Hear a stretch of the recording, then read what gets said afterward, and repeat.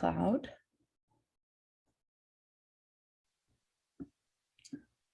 Hello, everyone. Thank you for joining us today, this afternoon. My name is Marina Martins-Ide. I'm an EducationUSA advisor at PUC-Rio.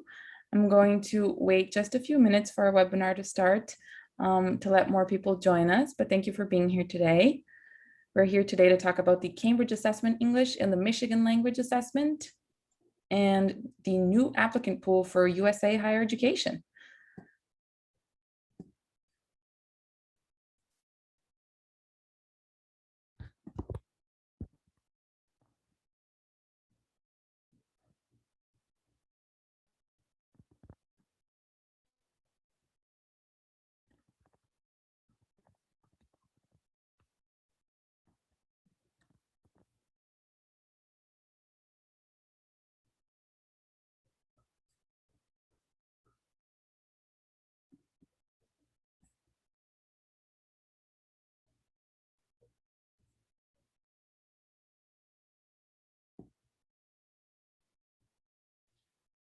Okay, well, I think people will be joining us as we move along.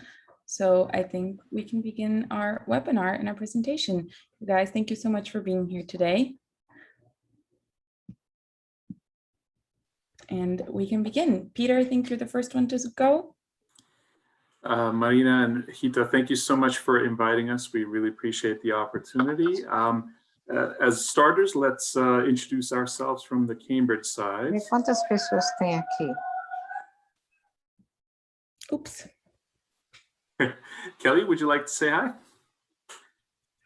Hi, good afternoon, everybody. My name is Kelly Tavares, and I am the country head for Cambridge Assessment English here in São Paulo, Brazil.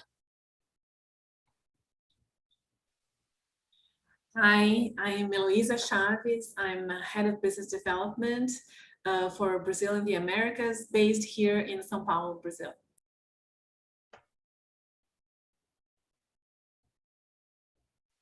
Lisandro, you are on mute.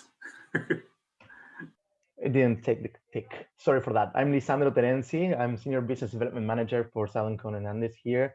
I work with pretty much all the countries in South America, but Brazil, which are the two people who just spoke before me.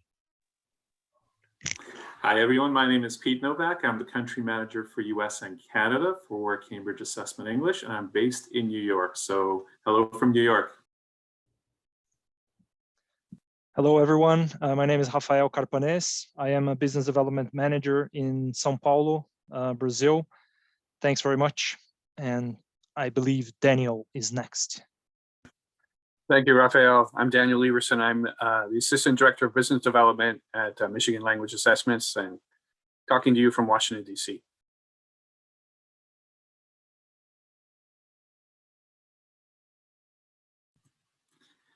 So in terms of the call today, we will just briefly introduce Cambridge Assessment English and Michigan Language Assessment.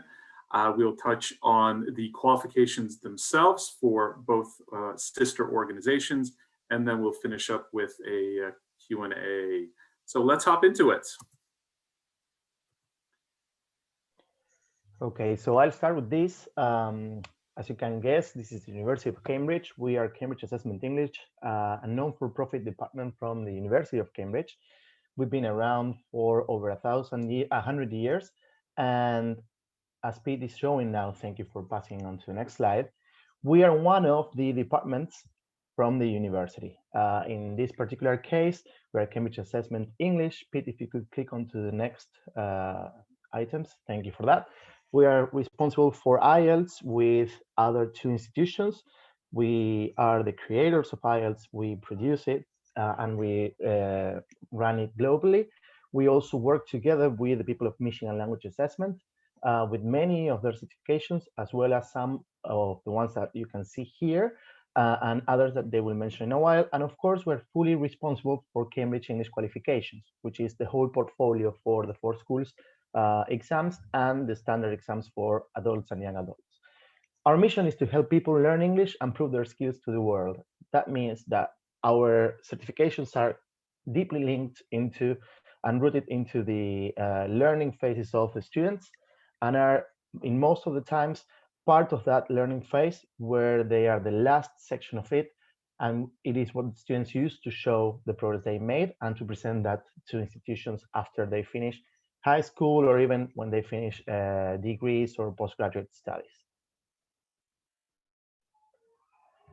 We have the acceptance of over 25,000 institutions worldwide. Then that number can be checked per country, where a big number of these is made of universities, employers and companies, and government departments. Over 6.5 million exams are taken per year.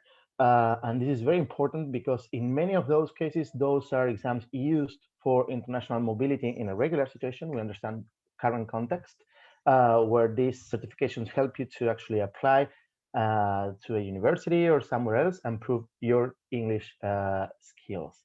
And we have over 2,800 exam centers, which are our partners who are in charge of running the certifications in more than 130 countries. That is a huge global coverage.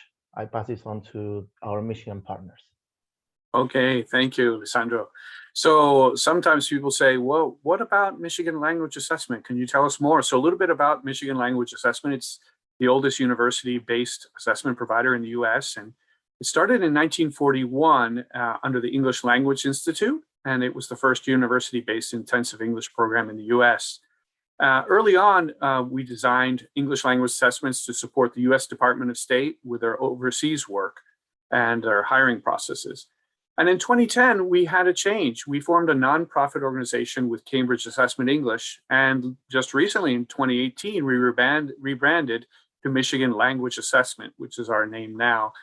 And we have grown and we continue to invest in research as we have during our long history to ensure that our tests are reliable and valid and fair. And today, we really see a lot of higher education institutions, government agencies, and employers around the world rely on these English language tests to assess and verify the proficiency of their English language learners.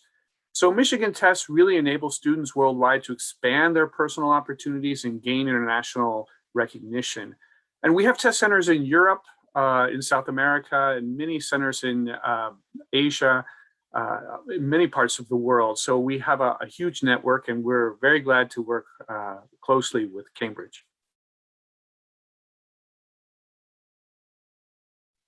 And I think I turn it over to you, Pete, right? Thank you, Daniel.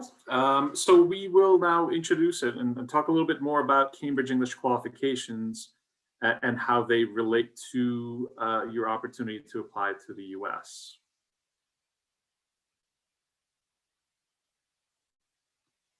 And that is back to me. Thank you, Pete. So I'm going to explain briefly how our qualifications work and how you can actually use them and how they interact with current study programs. The usual procedure is that there's a standard application path where you just apply to a university and you take an on-demand exam where you prove your level of English, right? In our case, we have another path, which is more similar to maybe IB or A-levels, which is we are part of a study journey, a study progress. In most of the cases, has begun at the schools or institutions where students learn English.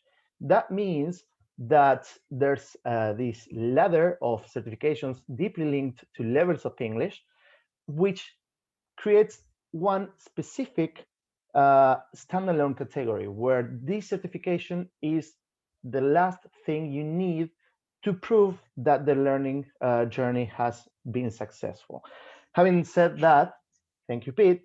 When we talk about universities and applications, even though we have many certifications at different levels, we are focusing on three of those, which are B2 first, C1 advanced, and C2 proficiency, which are part of your studies in most of the cases, and in others are extracurricular, and you are learning English and then validating that through the certification.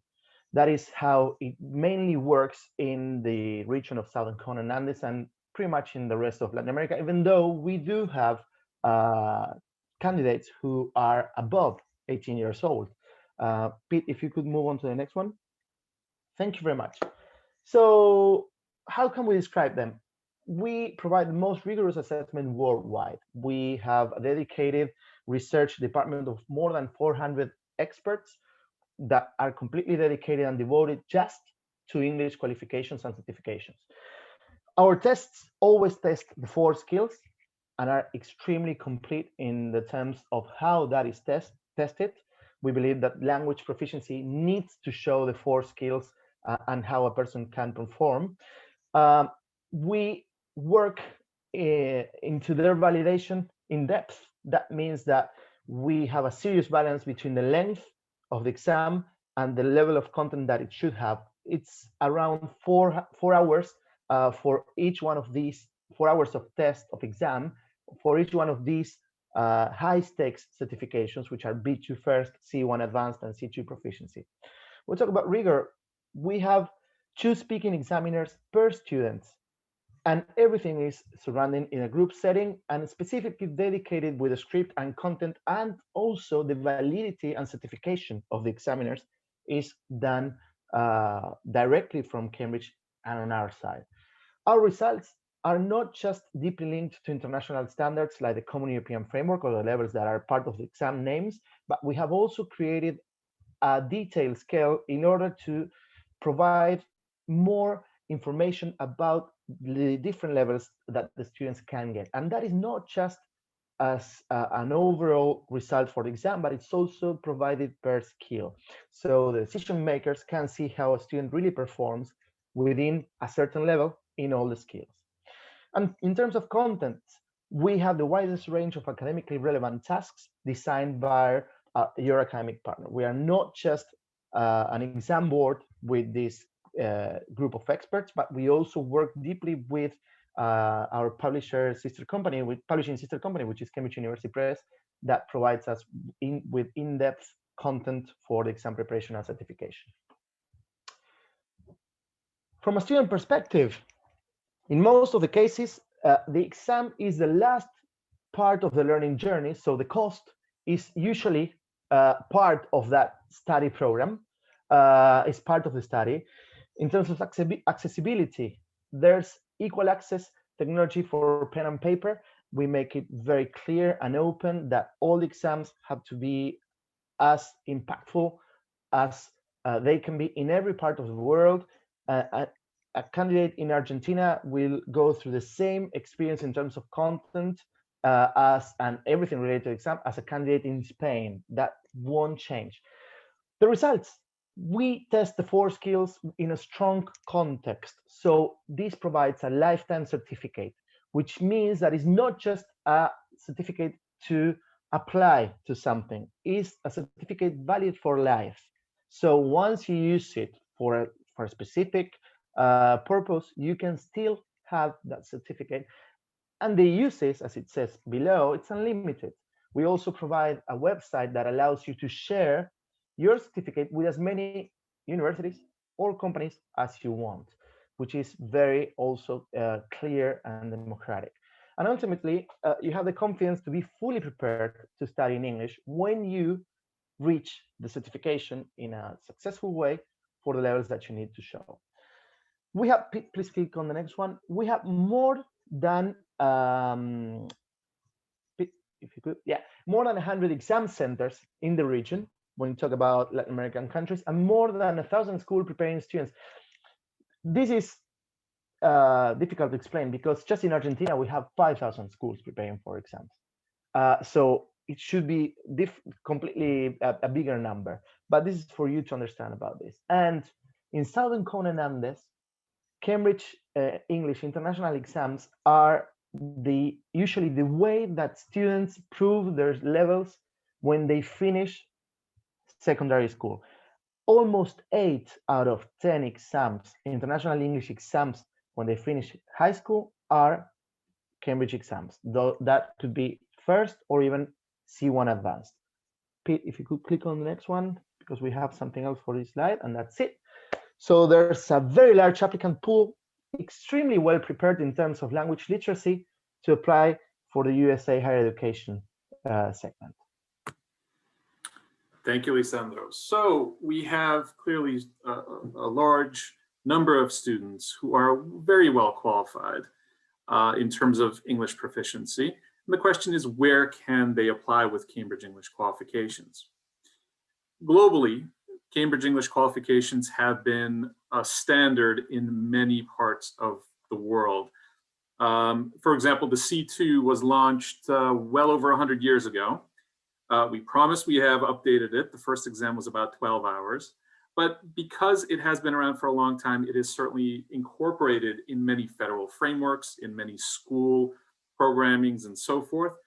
These are accepted around the world. Virtually 100% of universities in UK or Canada, 100% of Ireland, Australia, New Zealand. And here's the link to find the institutions per country, and you can see what exam they accept specifically, because each institution might have a different level of requirement. In the United States, of course, what is very exciting is that in the recent years, we have significantly expanded the recognition. And so you can apply to a variety of institutions. From the top ones, you know, some Ivies and so forth, Harvard, MIT, Stanford, just to name a few, a very long list of public universities, most of the, in most of the states throughout the US, whether it's Hawaii or Maine, throughout the country as well as some of the largest institutions that welcome international students, such as NYU or Northeastern. Summer programs, which are a very different category. So for example, Harvard summer or extension program for 2021, Stanford or the UC programs, University of California programs. And you're welcome to apply at a long list of community colleges as well. Just to name a few, whether it's Bunker Hill in Boston or Broward or others in Florida, Santa Monica and others in California. And this is just a little game, spelled out Washington and American, just to really illustrate the variety of institutions that you can apply to. Again, whether it's liberal arts colleges, large research institutions, graduate schools. So for example, you'll see Columbia SIPA here, or Harvard Kennedy Graduate School. There's a long list of institutions that you can now apply to with Cambridge English qualifications. And folks ask, what is the level of English that I need to apply? And the answer will really depend on institution and quite often on the specific program as well. But there are two types of minimum requirements that institutions usually decide on. Because we produce IELTS and the Cambridge English qualifications as well, and the two are officially and directly aligned on a granular scale, some institutions will just simply draw a line across that equivalency on a granular scale. The equivalency is on the right here. So for example, a 6.5 IELTS is 176 on the Cambridge English scale. That can be reached on B2 first, C1 advanced, or C2 proficiency. So that's an example of what you would see. Or some institutions will just define the common European framework level that they require. And the CFR, for example, for C1, which would be a common university level entry level, is 180. So it's 180 happens to be between 7.0 IELTS and 6.5 IELTS. So just to illustrate some of these examples, NYU lists the CFR level, while Harvard Kennedy School went more granular. So even though that we might list C1 as accepted, you need to look at the institution's website for the granular details, because it has to be 185, which is above the minimum level at the C1. And this is an example of the University of California system. They also have the same level as Harvard Kennedy, but the reason why I noted it here is because this is the exchange program, and they will accept the Cambridge English qualifications without expiration. Most institutions require a 2-year expiration. Sometimes it's 3, sometimes it's 5, but take a look at the program's details quite often. And I would say more and more cases, it can be beyond 2 years. So that's a sampling of what you might come across. And so just overall, from a Cambridge perspective, between B2 First, C1 Advanced, and C2 Proficiency, there's certainly a large group of students who already have these qualifications. And so they don't have to spend the extra time, the money, the effort to, as part of an application, prove their level of English. They have already proven their level of English, and they can apply across the US at so many institutions. I've also included, just for the presentations, we'll share this, a variety of resources, whether it's for teachers or students, social media links and so forth. There's a lot on our website, so I'm just going to include it here, and feel free to browse it after the presentation. And so with that, let me hand it over to Daniel. Thank you, Pete. I appreciate it. So talking a little bit more about Michigan language assessments and our tests, we also have on this, as you can see in front of you, the secure certificate exams for higher education. The Michigan tests align with the Cambridge qualifications, as well as IELTS on the CFR scale. Our ECCE exam that you can see there, it's the smaller one there on the B2, measures the B2 level, and it's very similar to B2 First. The ECPE, which is directly above that, measures the C2 level, and it's similar to the C2 proficiency. And like IELTS and TOEFL, the MET, which is another test, is a multi-level exam that supports students along their language learning journey. So you can have students who, with a multi-level test, it's not a pass or a fail. They are able to get a score anywhere between that A2 to C1 level.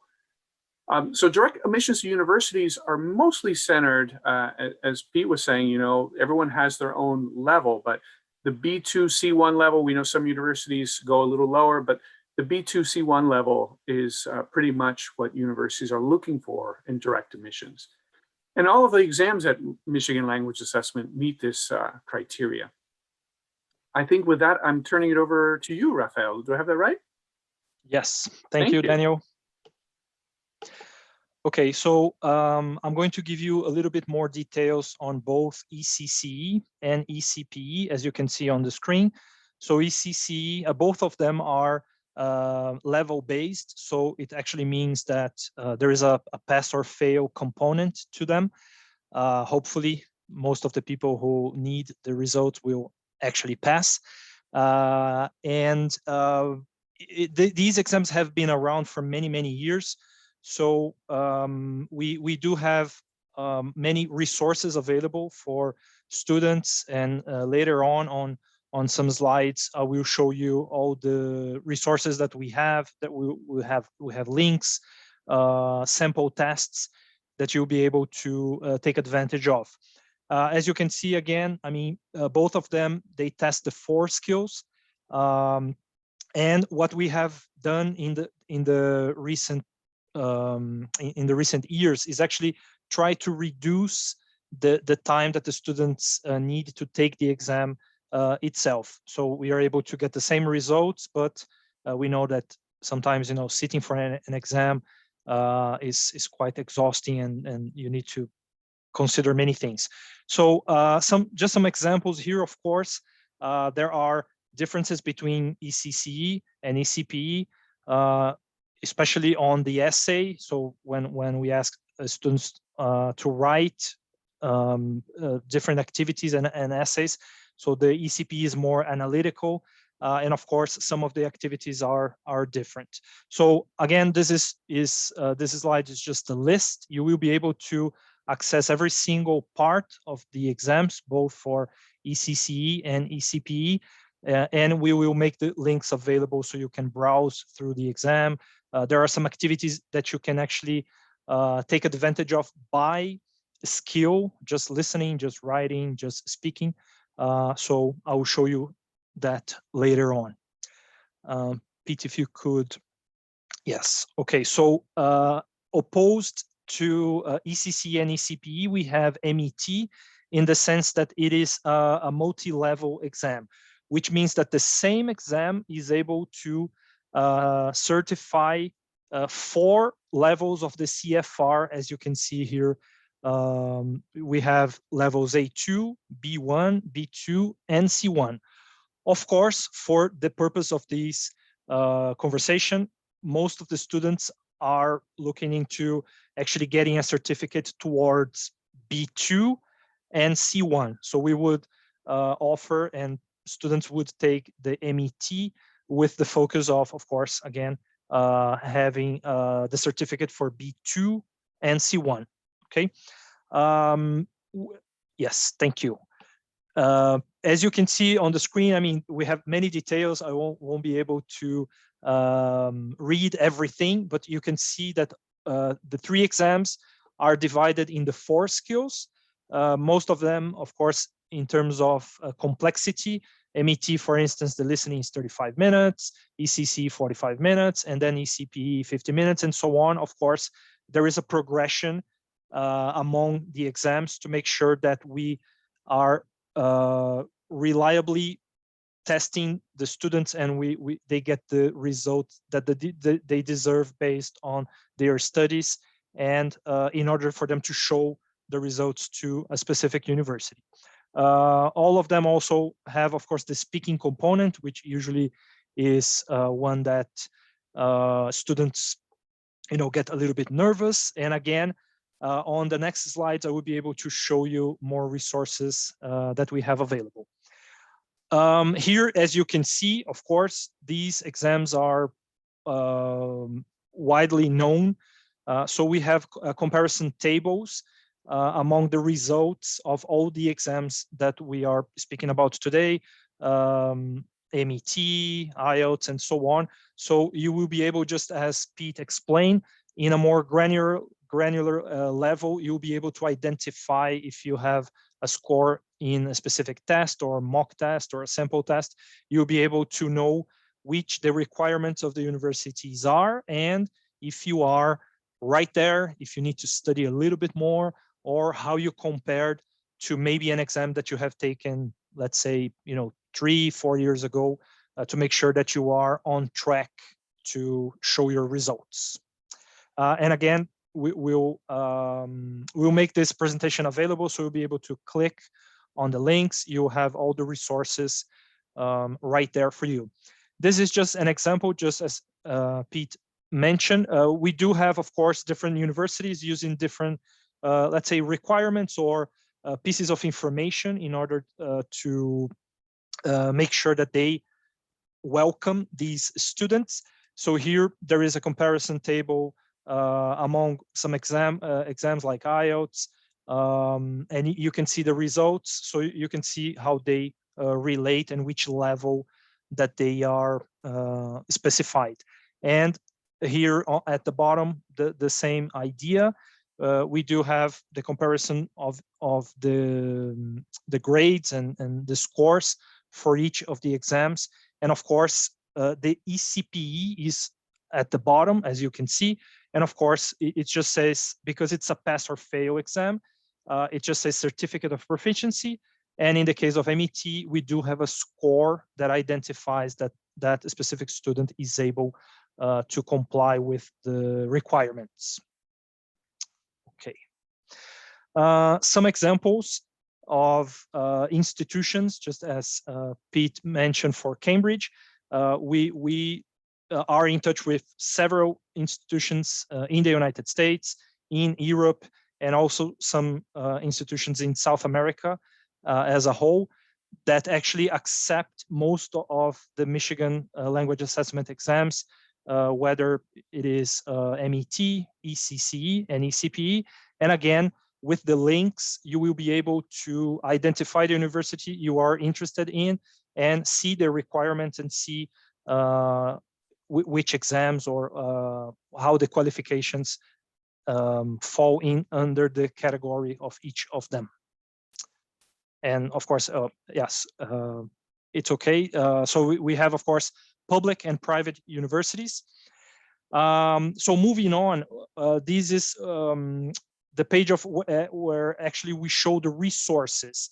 Just as Cambridge, we do have resources available for teachers, students, even parents or people, academic coordinators who are supporting these students. So we have the main one is, and I'll show this page in more details, is the michiganassessment.org /resources, where students can actually access each part of the exam, listening, reading, and so on. But again, we will make all these links available. Pete, can you move to the next one?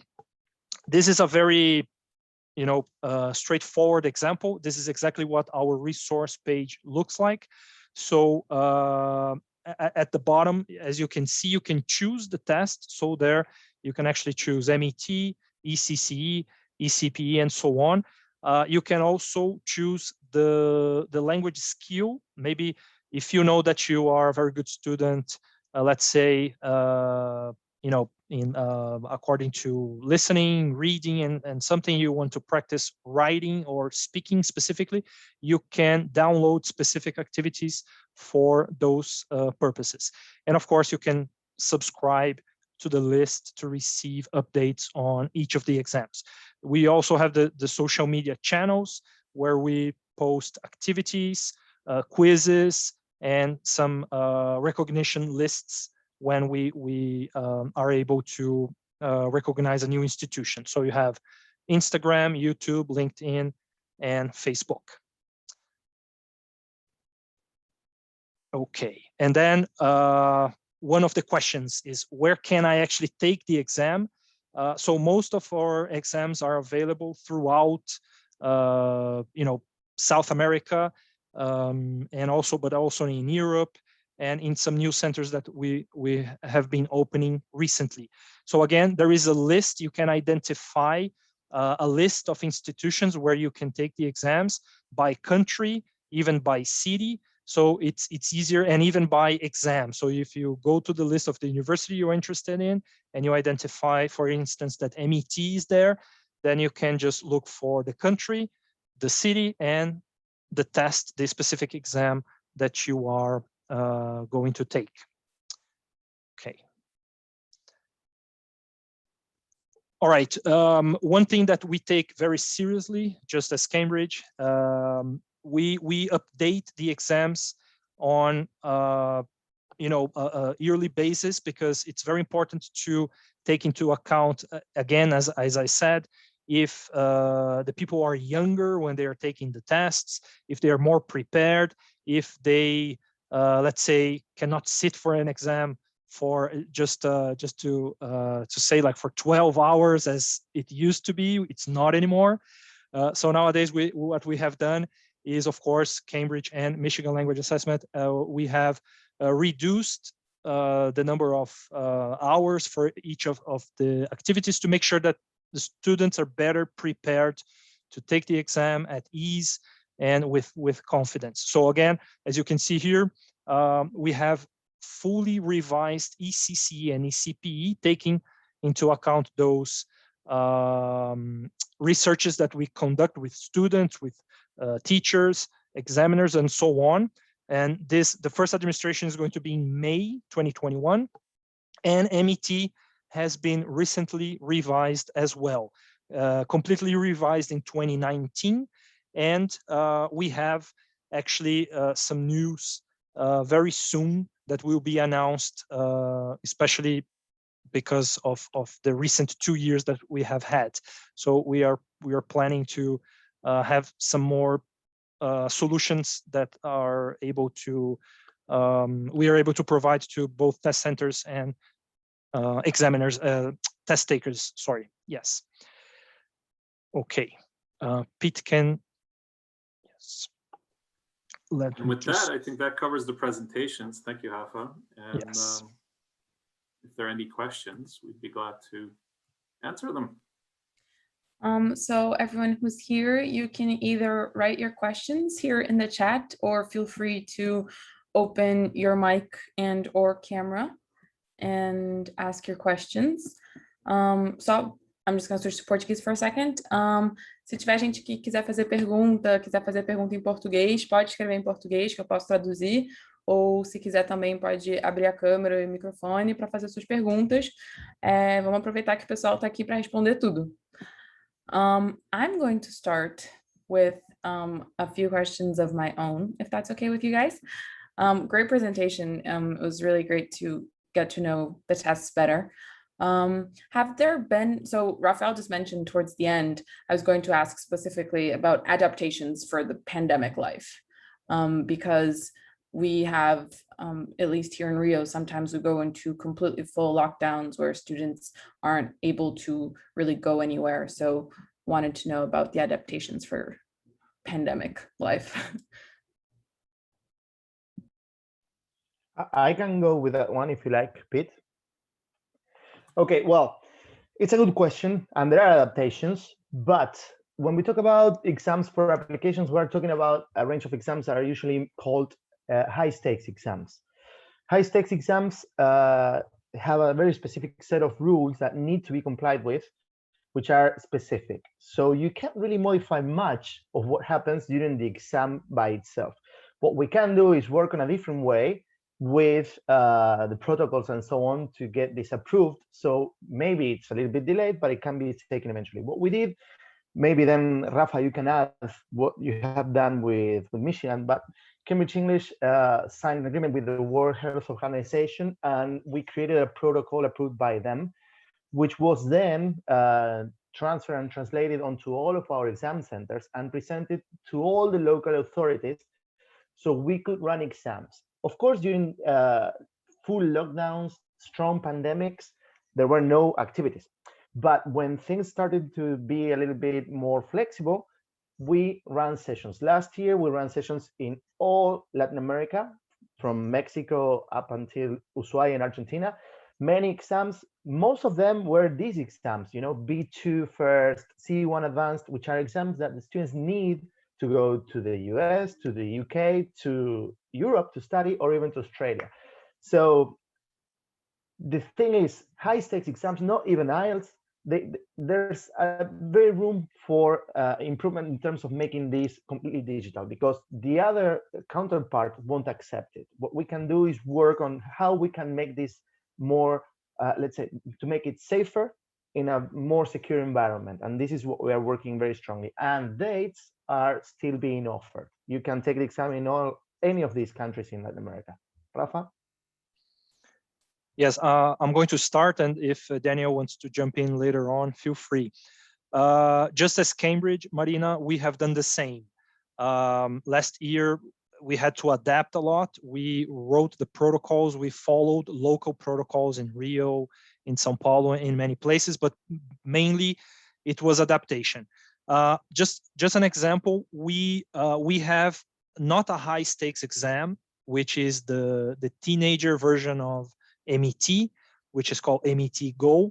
So in a period of 1 year, we were able to completely, change the product. We still offer it paper-based, but we have launched the version, the digital version. So again, it goes up to B1, which is not the university level, but in preparation for Cambridge qualifications, for Michigan exams, they can start preparing with MET Go. And of course, we have been through the pandemic, so we are trying to, change our products to make sure that this reflects reality in the next couple of years and semesters. Yes. Yeah, I think Rafael, sorry to interject, but the MET, of course, we're coming out with the digital MET in the fall. And so that will be something that will obviously be useful as the pandemic, if the pandemic continues, but obviously that can be taken in center or can be taken remotely. So that is another very useful, I think, option for students. Yeah, and Yeah. I would like to add something briefly, Marina, if you allow me to, because we're just focusing on high stake. Thank you. High stake certifications, which in our case are B2 first, C1 advanced, and C2 proficiency. But for students who are over 18 years old, we have another type of exam called Lingua Skill, which we have also adapted it to be able for any candidate who is above 18 years old to take it from home with remote proctoring systems. Of course, how much that is accepted by universities depends on what Pete mentioned. Your counterpart decides the instrument, the exam, and the level. But of course, there are different ways to actually make sure that you're reaching the level up until you need to take the high stakes certification. Yeah, thank you. We have a question here. For the digital MET, will the students be able to take it from home? Oh, yes, I was typing the answer, but I'm going to, yes, Rita, 100% from home. They will always have to be connected to a test center, which is what we call. So a test center will be responsible for the administration, will be responsible for the security.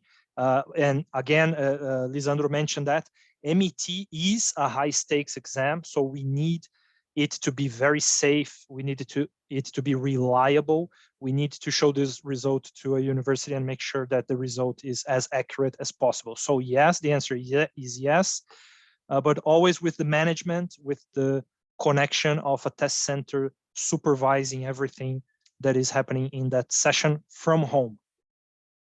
And Lisandro mentioned, I think, remote proctoring, right? So it would be a person is watching the student take the test as it happens, right? Yes, yes. And the web browser usually, I mean, it's going to be completely secure, blocked. They won't be able to access anything. That's great. So it's going to be, yes.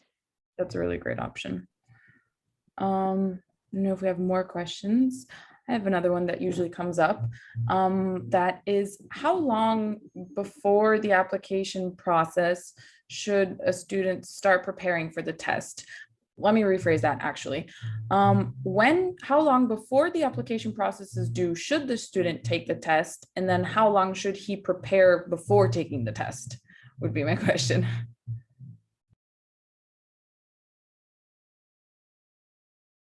Okay. Lisandro? Yeah. Oh. Okay, yeah, no problem. Well, the first thing, that's a very important question. The first thing is you need to know that you have the level that you want to apply for.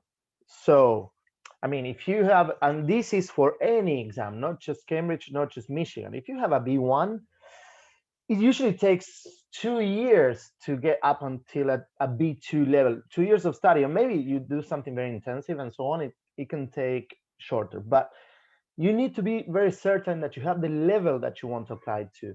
And then, and I can speak for both of us, Michigan and both Michigan and Cambridge, we work very hard with our exams to make them as adjustable and as adaptable as possible. We try to reduce exam preparation as much as you can. Of course, you need exams preparation because you need to you need a level of certainty when you sit to take the exam to understand that it will have, I don't know, 20 pages, that you will have these types of exercises. And that is usually part of the English course. But the main thing is you need your level and you need to give some time to exam preparation. Any exam, any tool of examination will need a little bit of preparation. Sometimes it really depends on if you are used to taking exams before or not. It could be a month, 15 days, maybe course, not every day, you know, or sometimes you even have complete courses for, I don't know, B2 first for 6 months. It really depends on what you need. And if that course also includes learning English, because sometimes it's just the exam preparation. And sort of in that same topic, let's say a student needs like I think 7.5 and 8 is what you guys were talking about for American institutions. Let's say he needs a 7.5 to get in. He takes the test in May and gets a 7. Is there a time limit for when he can retake it? Or if he sits down and studies, he can just retake it the next try? How does that work? In our case, for these high stakes exams, you need 28 days between each one of the exams. Just that. So you won't encounter the same version of the exam that you took a while ago, which are changed but it can happen. So every 28 days, there's no way you will see the same exam. I'm talking about Cambridge. Rafa, I don't know about Michigan. Yes, I'm going to explain, and no one has to memorize this, but ECCE and ECPE are offered every semester. So students would have to take that into account if they are taking ECCE and ECPE, bearing in mind that they would, if they fail, they would have to retake the exam, 6 months from now. And they usually happen in May and in December.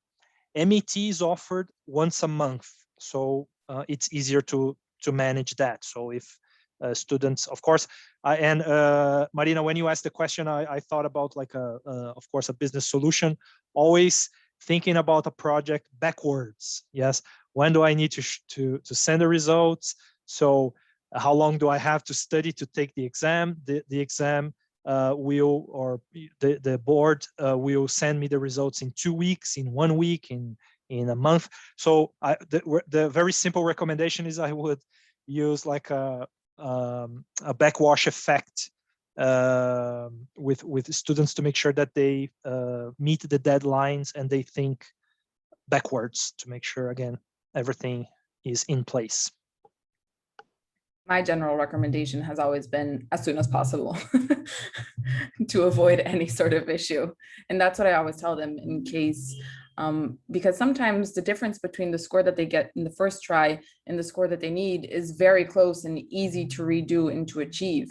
And so if you do it as soon as possible and you don't get what you need, you have plenty of time to redo it and get the score that you need to get into your dream school. We have a question here. How long each exam score is valid? Pete, maybe you want to reply this one based on your experience in the US? Yeah.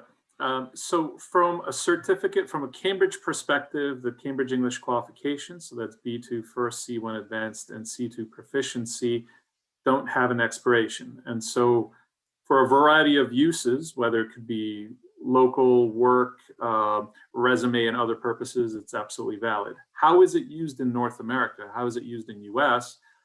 Most institutions will ask for a 2-year score. I shared an example, for example, of University of California exchange program, not putting any expiration on there, and there's certainly others with extended expiration. But take a look at the policy, always take a look at the policy of the institution for the exact details, whether it's the expiration, whether it's the exact score. And I would recommend, if you believe you have a valid score from any of these exams, certainly send it in. I'd recommend that, even if it's not necessarily accepted. Make sure that you have an accepted exam, but it's an additional piece of information as long as it meets their listed general requirement, and you could see the equivalencies. Would it meet the requirement? So consider that, even if it's, especially during COVID, institutions are looking at holistic data, whatever data there is available to consider your application. Always consider sending in the scores as long as you believe they're valid, meeting their minimum requirements. That is great advice. Usually more always helps with information for universities, I guess. I think we are questioned out. People are shy today. But unless you guys have any final remarks, I think it has been very informative and a lovely session. And as I said, it is recorded, and I will send you guys the YouTube link a little later this afternoon. I wanted to thank you guys for being here today and for taking the time to talk to us and explain everything to us. It's been really lovely. Thank you very much. Thank you so much for inviting us. Thank you for having Thanks a us. lot. Thank you. We Bye-bye. appreciate it. All the Have a best. great Bye. weekend. Bye-bye. I hope you feel better. Oh, thank you. Bye-bye. Thank you all. Bye-bye.